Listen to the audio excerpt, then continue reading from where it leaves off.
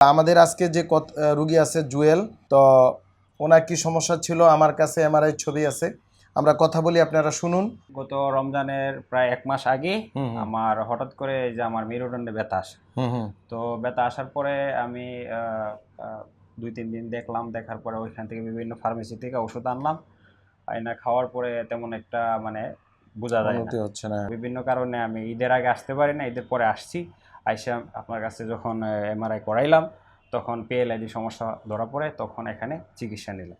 তো 21 দিন ভর্তি দিয়েছিলেন, আজকে মেন মূলত 21 দিন হয়েছে, বাট 2 দিন এখানেই আছে। আলহামদুলিল্লাহ, আল্লাহ রাব্বুল আলামিনের দয়ায় অনেকটা এখন সুস্থ। আমি দাঁড়াইতে পারতাম না, দাঁড়াইলে আপনার মনে করেন যে 5 মিনিট দাঁড়াইলে আমার কোমর থেকে ব্যথা নিচে নামতো, বসতে পারতাম না। এখন আলহামদুলিল্লাহ বসতেও পারি, মাশাআল্লাহ মাশাআল্লাহ। পারি। ডিপিআরস লিমিটেড, আস্থা, বিশ্বাস ও নির্ভরতায় অবিচল।